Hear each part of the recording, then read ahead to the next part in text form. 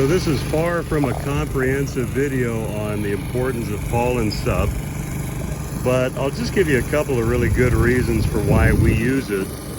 And that is, first off, we want to extend the brood rearing period in our bees so that they go into winter with large clusters.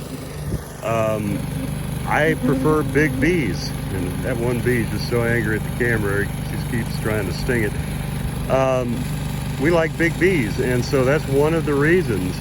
The other reason too is for giving the bees fats, good quality fats, which is why it's so super important to have a good quality pollen substitute.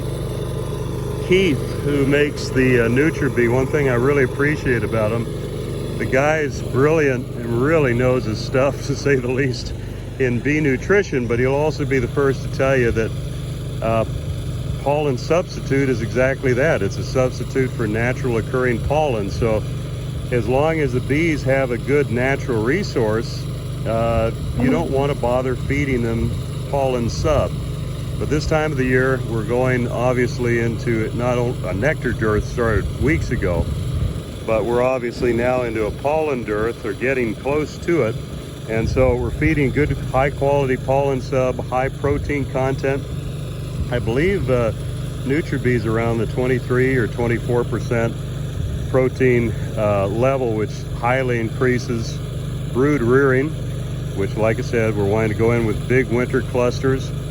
And then also too, the fat bodies that the bees put on that are going to make up the winter nest, those are also the same fats that they're going to draw on for wintering the spring brood. So really important to give them Pollen Sub. I don't know if this may have caught your attention. If ever you happen to come by one of our yards, I would recommend don't touch these hives. Those are hot hives. We've got a couple in this yard. The amount of sub that we're doing is 4 pounds, and we're only going to do one round of it. You can kind of see it. It's pancaked there on the top of the box, but the Pollen Sub comes in 50-pound blocks, and so we cut it into 4-pound pieces and do one round this time of the year, and then let the bees go to sleep until the spring. One thing we're also doing is mite monitoring to see where our levels are. We've got some sticky boards that we're actually pulling today that were set 24 hours ago, that we're pulling and seeing the mite count before we're pollen subbing them. At this point, even if we have a high mite count in an anomaly of a hive, we're going to just have to come back to it because we're on a time schedule, and we're going to go ahead and pollen sub.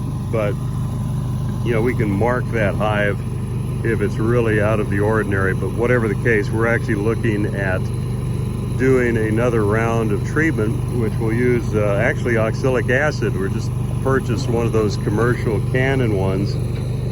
We're going to do a round of that the end of this month. Be really careful with oxalic acid that you don't depend upon it too much, especially when there's brood present. With the way that our numbers are right now, as far as mite counts, I'm really happy.